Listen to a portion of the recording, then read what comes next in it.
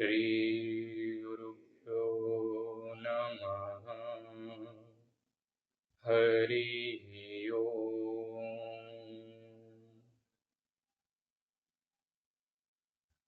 Okay, तो अपन क्या पढ़ रहे थे? सुश्रुत चिकित्सा स्थान, चैप्टर नंबर 2। क्या नाम था चैप्टर का? तद्विवरणीय अध्याय।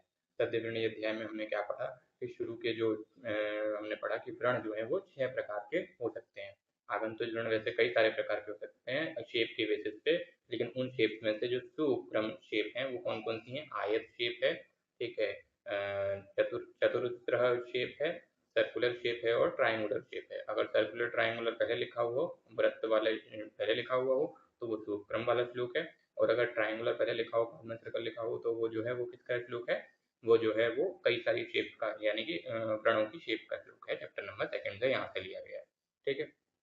चलो 6 प्रकार के हमने जो है व्रण समझ लिए। छिन्नम भिन्नम तथा विद्धम शतम प्रचितम एव च भ्रष्टमाहु तथा विद्धम भ्रष्टमाहु तथा षष्टम तस्याम वक्ष्यामि लक्षणम। इस तरीके से हमने कल जो है 6 प्रकार के जो है व्रण भी पढ़ लिए।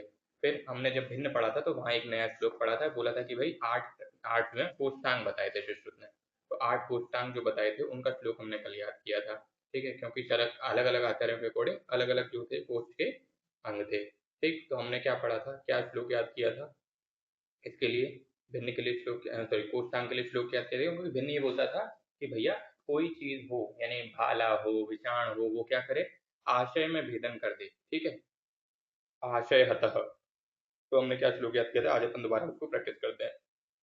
तो बोला स्थानानि आमग्निपक्वानां, स्थानानि आमग्निपक्वानां, स्थानानि आमग्निपक्वानां, मूत्रस्य रुधिरस्य च, मूत्रस्य रुधिरस्य च, मूत्रस्य रुधिरस्य च, हृद उण्डुकफुफ्फुसश्च, हृदयोण्डुकफुफ्फुसश्च, हृद्योण्डुकफुफ्फुसश्च, हृद्योण्डुकफुफ्फुसश्च, कोष्ठ्यति विधीयते, कोष्ठ्यति विधीयते, कोष्ठ्यति विधीयते, कोष्ठ्यति विधीयते, ठीक है। स्थानानि आमग्निपक्वानां, मूत्रस्य रुधिरस्य च, स्थानानि आमग्निपक्वानां, मूत्रस्य रुधिरस्य च, स्थानानि आमग्निपक्वानां, मूत्रस्य रुधिरस्य च, हृद्योण्डुकफुफ्फुसश्च, कोष्ठ इति विधीयते, हृद्योण्डुकफुफ्फुसश्च, कोष्ठ इति विधीयते, हृद्योण्डुकफुफ्फुसश्च, कोष्ठ इति विधीयते। स्थानानि आमग्निपक्वानां, मूत्रस्य रुधिरस्य च, हृद्योण्डुकफुफ्फुसश्च, कोष्ठ इति विधीयते। स्थानानि आमग्निपक्वानां, मूत्रस्य रुधिरस्य च, हृद्योण्डुकफुफ्फुसश्च, कोष्ठ इति विधीयते। स्थानानि आमग्निपक्वानां, मूत्रस्य रुधिरस्य च, हृद्योण्डुकफुफ्फुसश्च, कोष्ठ इति विधीयते। स्थानानि आमग्निपक्वानां, मूत्रस्य रुधिरस्य च, हृद्योण्डुकफुफ्फुसश्च, कोष्ठ इति विधीयते। स्थानानि आमग्निपक्वानां, मूत्रस्य रुधिरस्य च, हृद्योण्डुकफुफ्फुसश्च, कोष्ठ इति विधीयते। ये श्लोक हमको अब याद हो गया। तो कोष्ठांग याद हो गए। सुश्रुत के कितने हैं? 8। इसमें उंडुक और फुफ्फुस जो है वो चरक ने नहीं माना है, ठीक है। सॉरी, उंडुक और फुफ्फुस जो है वो चरक ने नहीं माना है, जबकि सुश्रुत ने माना है। चलो अब हम जो है आगे बढ़ जाते हैं।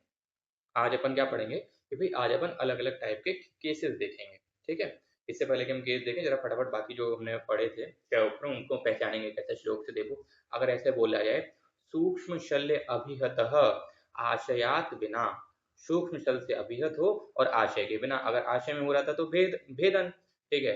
तो और सूक्ष्म कोई तार उतर दिया तो उसको क्या बोल दिया हमने? वेधन, विद्ध, ठीक है, विद्ध कर्म या वेधन कर्म, व्यधन कर्म, पंक्चर, ठीक।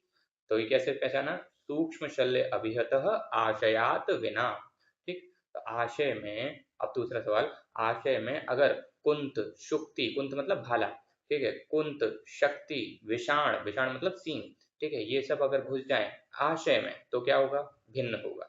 गात्र का पतन हो जाए तो क्या होगा, छिन्न होगा। विगत त्वक अंग हो जाए तो क्या होगा, घ्रष्ट होगा। न अति छिन्नम न अति भिन्नम होए तो क्या होगा, क्षत होगा। ये हमने कर ली। चलो अब आज अपन जो है कुछ केस डिस्कस करें। केस डिस्कस करेंगे तो सबसे पहले हम जो है छिन्न वाले केस डिस्कस करते हैं। तो सबसे पहले छिन्न का केस क्या है कि मान लो कान कट गया किसी पेशेंट का और कान कट के अलग हो जाए, ठीक है, और आपके पास पेशेंट है तो अब आपको क्या करना है कि कान अगर अपनी जगह से हट जाए और कट के अलग हो जाए तो उसे यथा स्थान पर रख के सिल देंगे और कान में क्या कर देंगे, कान में तेल भर देंगे, ठीक है। तो श्लोक क्या बोलता है, कर्ण स्थानात अपहृतम स्थापयित्वा यथा स्थितं सीवयेत यथोक्तं तैलेन स्रोतच प्रतर्पयेत। तेल से क्या कर दो, उसका तर्पण कर दो। कर्ण को अपने स्थान पर क्या कर दो, स्थापित कर दो। अगर वो अपने स्थान से अपहृत हो जाए तो उसे अपने स्थान पर स्थापित करके सीवन कर देना चाहिए और फिर तेल से तर्पण कर देना चाहिए। ये हमने पढ़ लिया कान के चिन्ह होने पे। अब मान लो किसी की कृकाटिका चिन्ह हो जाए तो अब कृकाटिका क्या होती है, याद करो जब हमने सुश्रुत में मर्म पढ़े थे तो कृकाटिका नाम का एक मर्म पढ़ा था जो कहाँ पर होता है, कहाँ पर होता है, कृकाटिका मर्म गर्दन के पीछे होता है, ठीक है। तो कृकाटिका मर्म है, ठीक है, तो कृकाटिका के मर्म पर आघात होने से हमने क्या पढ़ा था, क्या होता था, चल मूर्धता, ठीक है, ये जो मूर्धा है, ठीक है, चल मूर्धता हो जाती है। ये क्या किस में पढ़ा हमने, कृकाटिका मर्म आघात होने पर चल मूर्धता होती थी। ये बात तो चलो पुरानी हो गई। अब अगर कोई पेशेंट आए वो बोल रहे कि मान लो उसकी गर्दन का जो कृकाटिका वाला पोर्शन है वो कट गया, ठीक है, अब कट के अलग हो गया, आप उससे आप कैसे जोड़ोगे, तो कह रहे हैं भाई गर्दन को यथा स्थान पर लगा करके सीवन कर दिया और उस पेशेंट को लिटा करके किस पोजीशन में लिटाओगे, उत्तान पोजीशन में लिटाना है, ठीक है। और उत्तान में लिटा करके क्या करना है, अब अजासर्पी का परिषेक करना है। क्यों, क्योंकि हमें पता है जब भी कहीं कोई एक्सेसिव ब्लीडिंग होती थी तो ब्लड रोकने कौन आता था, रक्त संग्राही कौन होता था, ठीक है, गाय भैंस भेड़ बकरी में से बकरी। तो अजा की सर्पी से जो है यानी अजा के घी से जो है परिषेक करेंगे ताकि क्या हो, हीलिंग हो जाए। और अब उस पेशेंट को एडवाइस करेंगे कि भैया अब सुनो, अब तुमको जो है लेटे लेटे ही खाना खाना है, लेटे लेटे ही सूसू पोटी जाना है, अब तुम्हें हिलना ही नहीं है अपने बेड से और ऐसे उत्तान अवस्था में ही रहना है, ठीक है, मतलब गर्दन हिलनी नहीं चाहिए। ओके, अब जहां भी ब्लीडिंग होती है हमें पता चल गया बकरी का रूल आता है। बस इसमें याद रखना कि बकरी का दूध मूत्र नहीं, किससे परिषेक कर रहे हैं, गाय के सॉरी बकरी के सर्पी से, बकरी के घी से, ठीक है।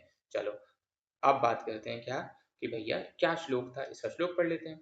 कृकाटिकांते छिन्ने तु गच्छति अपि समीरणे, कह रहा है अगर कृकाटिका में छिन्न हो जाए, गर्दन के पीछे वाले हिस्सा जो है कट जाए, ठीक, और जो है वो गच्छति अपि समीरणे, तो अब क्या होगा, वायु जो है वो बढ़ जाएगी, ठीक। सम्यक निवेश्य बध्नियात, उसे सम्यक करके बंधन कर देना चाहिए। सीवयेत, फिर सीवन कर देना चाहिए। च अपनी निरंतरम, देर नहीं करनी चाहिए इस काम में। फिर आजीन शर्पिसा, आजीन मतलब बकरी के सर्पी से घी से, चैव परिषेकम तु कारयेत, उससे परिषेक करना चाहिए। और किस पोजीशन में करोगे, लिखा है उत्तानव अन्नम समश्नियात, अब उत्तान अवस्था में ही उस पेशेंट को जो है अन्न का अशन करना है। छयी तु सुयंत्रितः, यानी ठीक से इसका ट्रीटमेंट करके उत्तान अवस्था में ही इसको अब खाना पीना खाने को कहना है।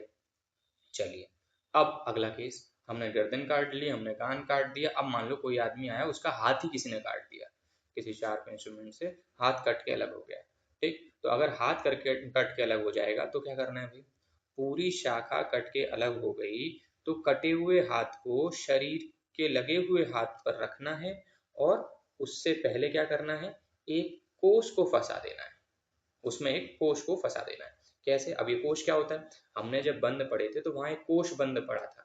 कोष बंद हम कहाँ बांधते थे, याद करो, ऐसा बोलते थे कोष बंद जो है वो अंगुष्ठ अंगुली पर्वसु, ऐसा, यानी तो कोष जो है बेसिकली होता क्या था, कोष एक हॉलो शेप्ड स्ट्रक्चर होता था जो या तो हम अंगूठे पे लगा देते थे, टोपी जैसी पहना देते थे, ठीक है, अंगुली पे टोपी पहना देते थे, और पर मतलब जॉइंट्स पे, जॉइंट पर जो है ऐसा नी कैप, ये कैप जैसा पहना देते थे। तो बेसिकली कोष मतलब क्या, एक ऐसा हॉलो स्ट्रक्चर टोपी जैसा जो हम लगा करके किसी चीज को, उसके मोशन को जो है हम रिस्ट्रिक्ट कर सकते। तो अब क्या करना है हमको, तो कोष बंद बांधना है, लेकिन कब कहाँ करना है? अब अंगुष्ठ अंगुली परवसु में नहीं बोल रहा है यहाँ, मतलब कोई भुजाई कट गई तो वहां पर करना है।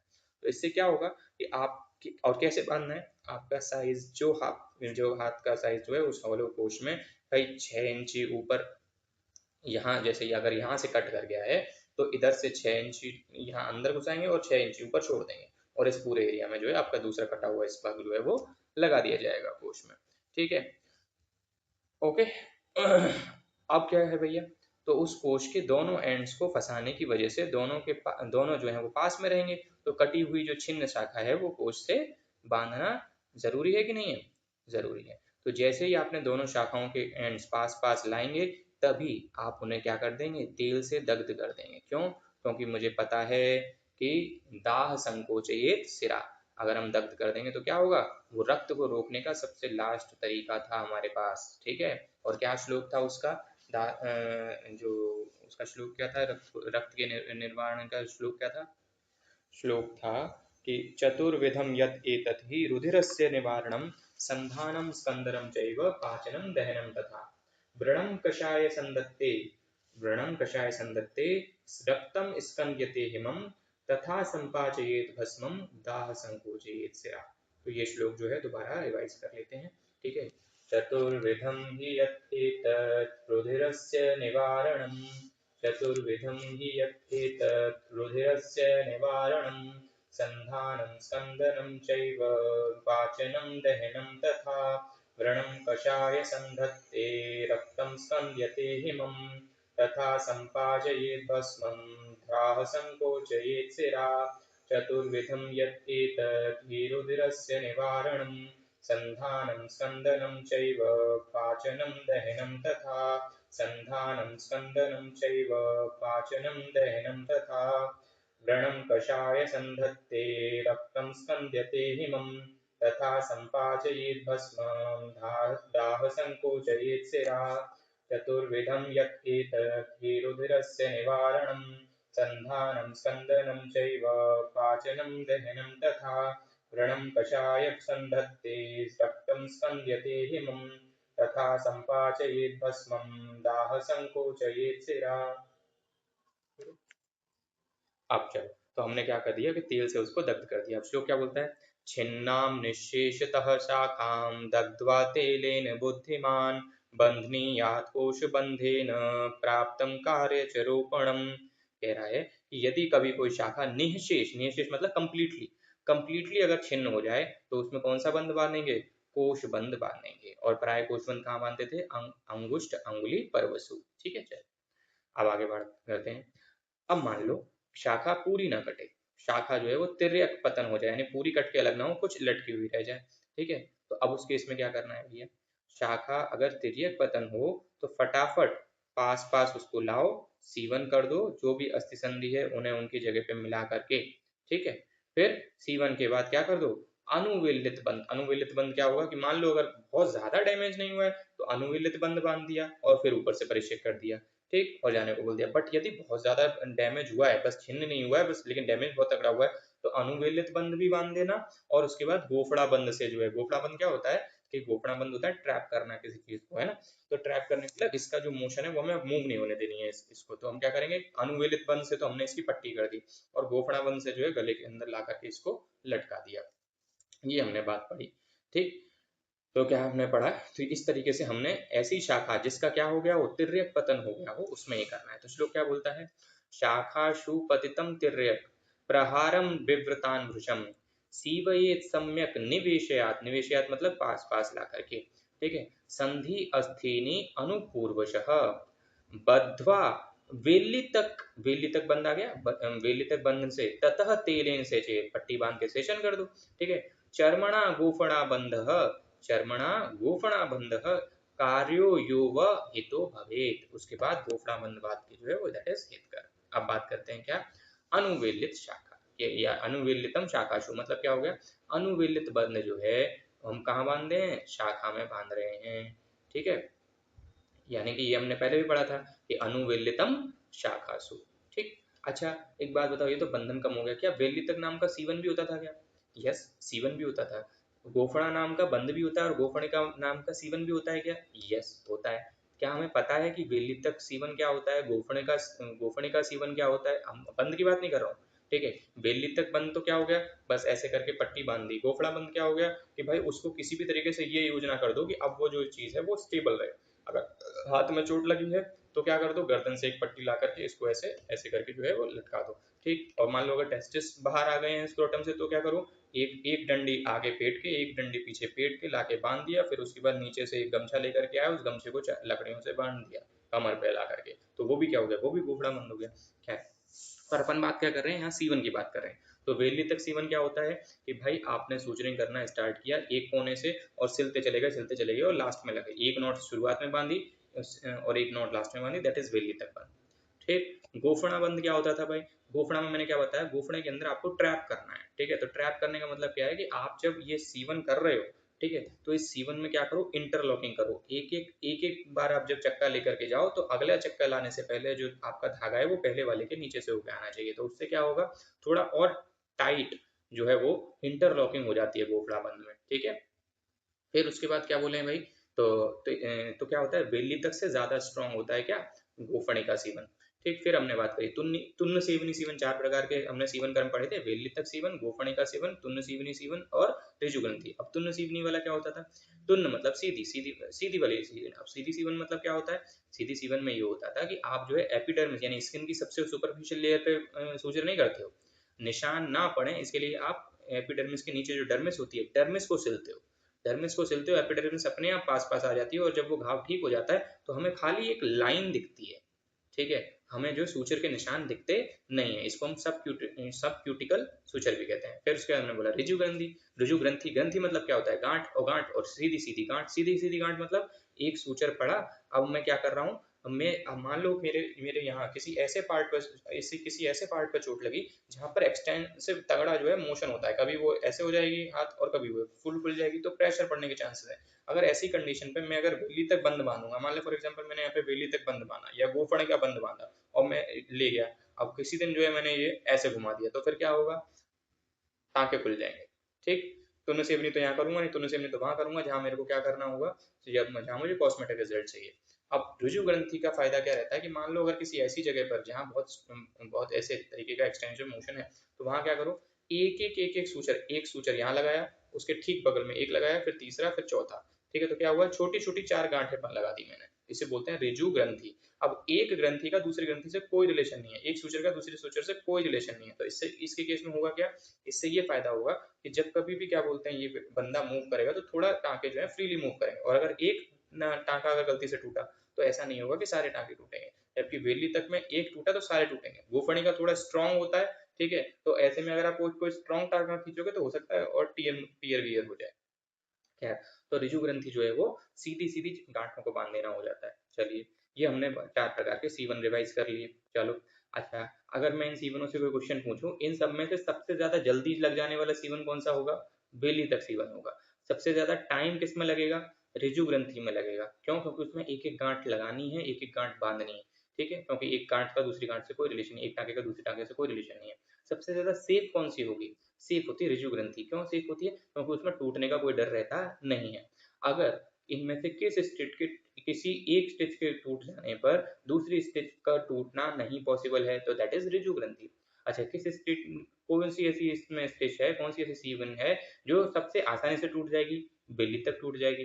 कौन सा ऐसा सीवन क्रम है जो सबसे कम निशान लाएगा, तुन्न सीवन ही सबसे कम निशान लगाएगा। अच्छा, कौन सा ऐसा सीवन है जिसमें इंटरलॉकिंग होती है, तो दैट इज गोफणी का बंध, ठीक है। चलो, ये हमने सीवन रिवाइज कर लिए। अच्छा, हमने जो है बंद भी पढ़े थे, कितने प्रकार के बंद पढ़े थे हमने 14 प्रकार के बंद पढ़े थे। कौन से चैप्टर में पढ़े थे, सुश्रुत के सूत्र स्थान के चैप्टर नंबर 18 में, और वहां चैप्टर का नाम क्या था, व्रण लेपन बंधन विधि। 14 प्रकार के बंद पढ़े थे, वहां उनमें से कुछ तो हमने आज रिवाइज कर लिए, जैसे जब शाखा पूरी की पूरी कट गई, जब शाखा पूरी की पूरी कट गई थी तो कोष लगाया था, और जबकि हम कोष के लिए वहां क्या पढ़ा था, अंगुली, अंगुष्ठ, पर्वसु, ठीक। फिर अब जब शाखा का तिर्यक पातन हुआ तो क्या बोला, हमने बोला शाखाशु अनुवेलितम, तो अनुवेलित जो होता है वो शाखा में लगता है, कोष जो है वो उंगली, अंगुष्ठ, पर्वसु में लगता है, ठीक है। फिर हमने अभी अभी जब क्या बोलते हैं, कौन सा और पढ़ा, गोफणिका। तो गोफणिका के लिए वहां क्या पढ़ा था, वहां पढ़ा था चिबुक, नासा, ओष्ठ, बस्तीसु, गोपणाम। क्या बोला था, गोपणिकाम, चिबुक नासा ओष्ठ बस्तिसु। ठीक, फिर अच्छा बताओ खटवा बंद कहाँ पड़ा था? खटवाम हनु शंख गंडेशु खटवाम, हनु शंख गंडेशु खटवाम, याद करना है। ठीक है, अच्छा इनमें से जो है क्या बोलते हैं, ऊर्ध्व जत्रुगत लोगों में जैसे हनु और शंख गंड होते तो ऊपर ही है, ठीक है, खटवा बंद बांधते हैं, लेकिन एक जनरल आइडिया क्या है, क्या बोलते हैं उसके लिए, ऊर्ध्व जत्रुगत व्रणों के लिए कौन सा बंद बांध रहे थे? पंचांगी बंद। ठीक है, तो हनु शंख गंडेशु खटवाम और ऊर्ध्व जत्रुगम या जत्रुण ऊर्ध्वम पंचांगी। ठीक है, चलो साहब, अब ने बाकी के सारे जो है देख ही लेंगे।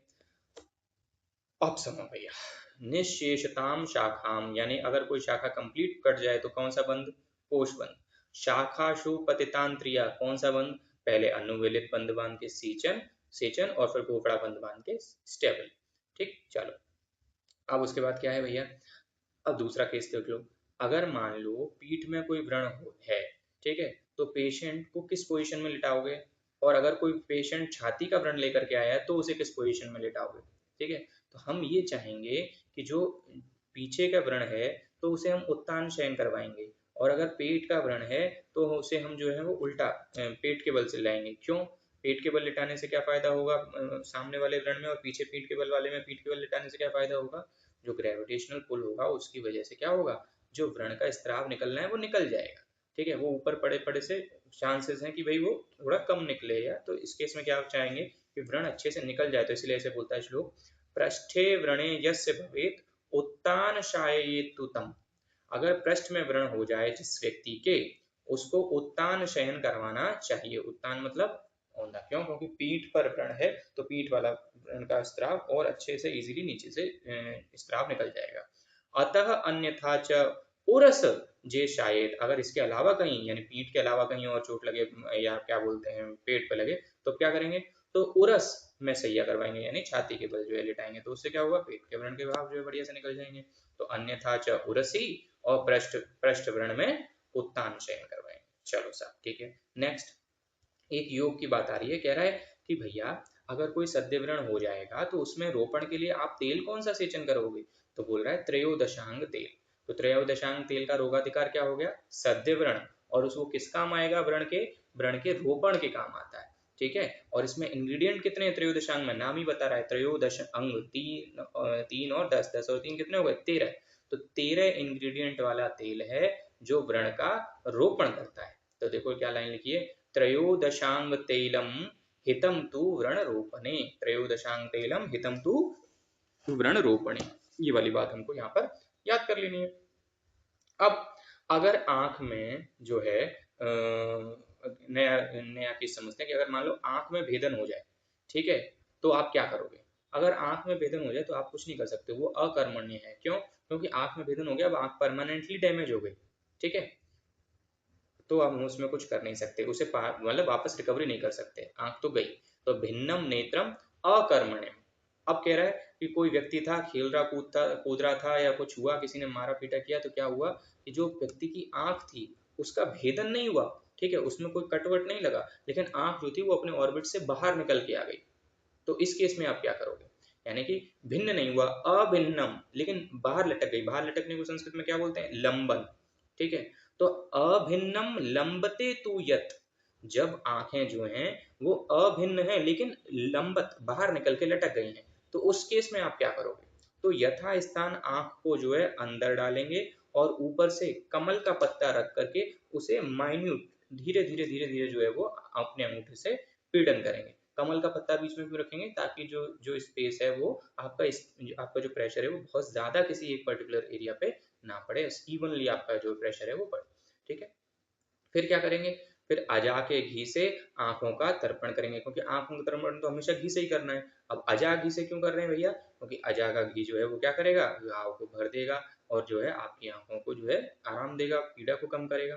तो आंखों के ऊपर के नेत्र मंडल, मतलब आंखों के ऊपर क्या करना है? नेत्र मंडल बनाना है। नेत्र मंडल माश का बना दोगे, माश का मंडल बनाने के बाद पक्ष के अग्र तक जो है वो इसको, क्योंकि अक्षी तर्पण में कितना भरते हैं? पक्ष के अग्र तक जो है घी भर देंगे। ठीक है, और किसका घी भर रहे हैं? अजा का घी भर रहे हैं। इससे पहले अजा का घी कहाँ पे डाला था? इससे पहले जब गर्दन में त्रिकाटिका का चिन्ह हो गया था तब। ठीक, तो देखो श्लोक क्या कहता है, तत्र निवेशयेत यथा स्थानम, आँख को यथा स्थान पर निवेश करवाओ, एंटर करवाओ। पीड़येत पाणिना, हाथ से जो है उसका पीड़न करो, लेकिन किसके थ्रू? कमल के पत्ते। ठीक। फिर तर्पणम कार्यम नस्यम च अनेन सर्पिशः, फिर उसके बाद उस अक्षी का तर्पण करो, नस्य करो, और किससे? बकरे के घी से। ठीक। फिर हमने बात करी क्या कि मान लो सभी नेत्र अभिघातों में किसका घी प्रशस्त है, तो याद रहे ये रटना है बात कि सभी नेत्र विघातों में बकरी का घी जो है वो प्रशस्त है। नेत्र का कोई भी विकार हो, कोशिश करना है कि गाय की जगह किसका? बकरी का घी यूज करो। ठीक है। अगर कहीं भी विघात होगा तो ब्लीडिंग होगी, और जब ब्लीडिंग होगी तो हम ऑलरेडी जानते हैं कि ब्लीडिंग या विघात होने पर रक्त को रोकने वाला कौन? बकरी। तो सभी नेत्रों के अभिघात में मेडिकेटेड घी किसका? अजा की सर्पी का। मेडिकेटेड घी मतलब अगर आपको कोई मेडिसिन भी डालनी है तो अजा के घी के साथ सिद्ध करके डालो। तो श्लोक क्या लिखता है देखो, सर्व नेत्र अभिघाते तु सर्पी एतत् प्रशस्यते, इसका जो सर्पी है वो प्रशस्त है। किसका सर्पी? अजा का सर्प। ठीक है। सर्पी सर्व नेत्र अभिघाते तु सर्पी एतत् प्रशस्यन्ते या प्रशस्यते। ठीक है। चलो अब मान लो फॉर एग्जाम्पल आपको क्या है, आप रोड पे जा रहे थे, ठीक है, आपके पेट में सांड ने सींग मारा, और उस आपके क्या हो गया? पेट में भेदन हो गया। और जब सांड ने जब तो सींग निकाला तो बाई चांस क्या हुआ? आपके पेट की जो ओमेंटम है, फैट की लेयर है, वो बाहर की तरफ आ, आंत बाहर नहीं आई, लेकिन जो जो फैट था, ओमेंटम, वो बाहर आ गया। ओके। अब इस केस में हम क्या करें? जो मेद की वर्ती बाहर आई है, जो मेद की लेयर बाहर आई है, अब हम क्या इसे दोबारा अंदर प्रवेश कराएंगे? नहीं। वर्ती को, जो इतनी मेद वर्ती निकली है उसको अग्नि तप्त शलाका से, शस्त्र से जो है काट के अलग कर देना है। और उससे पहले क्या कर देना? उससे पहले मतलब जितने बाहर निकल गए ठीक है, पहले जो है सूचर मार दो। ठीक है, यानी उसे बांध दो किससे? सीवन कर दो किससे? कषाय वाले, कषाय से कोटेड धागे से, क्योंकि कषाय क्या करेगा? उसकी हीलिंग करने में हेल्प करेगा, ताकि जल्दी हील हो जाएंगे। ठीक। और फिर उसके बाद जो मेद जो एक्स्ट्रा है, जो बाहर निकला हुआ है, उसे काट के खत्म कर दो।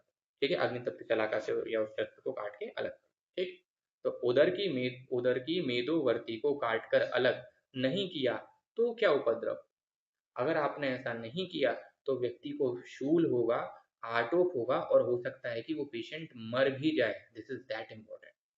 ठीक है। तो अगर पूछ ले कि किस तरीके के भेदन में जो है मृत्यु भी हो सकती है अगर नहीं मेदवर्ती को काटा, तो ये इस तरीके के ऐसा भेदन कर्म जिसमें क्या हुआ हो, आपके पोस्ट में से मेदवर्ती बाहर निकल गई, तो आपको दर्द होगा, आटोप होगा, चलो वो तो झेल लिया जाएगा, लेकिन मृत्यु को कौन झेलेगा? इसीलिए मृत्यु को काट के अलग कर दो। तो मेदोजवर्ती में मेदज ग्रंथि वाले वाले तेलों का यूज करना है। ठीक है। दूसरा, मेदजवर्ती मेदजवर्ती को अग्नि तप्त चतराका से जलाएं, उससे पहले कचाय भस्म वाले सूत्र से अच्छे से बांध देना चाहिए। ठीक। फिर आप उसके श्लोक को देख लेते हैं। श्लोक क्या कहता है? उदरान मेदसह वर्ती निर्गत, जब निर्गत हो जाए, बाहर निकल जाए, क्या है? उदर से, किसकी? मेद की वर्ती बाहर निकल जाए। मेदवर्ती मतलब फैटी लेयर, ओमेंटम बाहर निकल जाए। कषाय भस्म सूत्रेण सूत्रवित, कषाय भस्म के सूत्र से उसको सूत्रवित कर दो, आपके घाव को। और जो अग्नि तप्त शलाका है उससे छिंद्यते मधु संयुताम, मधु से जो है अग्नि तप्त शलाका से छिन्न कर दो, और फिर घी डाल, सॉरी, शहद डाल दो, उससे हीलिंग हो जाएगी। कह रहा है कि यदि नहीं किया, अभिद्यमान अछिद्यमान है, ये तो हम छेदन कर रहे हैं ना, मीट को काट के अलग कर रहे हैं, तो अछिद्यमान है, अगर इसको नहीं छेदन किया गया तो आटोपो मरणम वा स्यात् शूलो वा। ठीक है, यानी आटोप हो सकता है, मरण हो सकता है, और शूल हो सकता है। आटोपो मरणम वा स्यात् शूलो वा। मेदो ग्रंथौ तो यत तैलम वक्ष्यते तत् युज्यते, जो मेदो ग्रंथि में जो तेल का यूज बताया है, उस तेल का यूज जो है वो आप इस घाव को भी हीलिंग में कर सकते हैं। यहाँ पर हमारी बात खत्म हो गई। इसके आगे के केस हम कंटिन्यू करेंगे नेक्स्ट सेशन में। रागादिरोगान सततानुशक्तान अशेषकाय प्रसृतान शेषान् औत्सुक्यमानमूढान्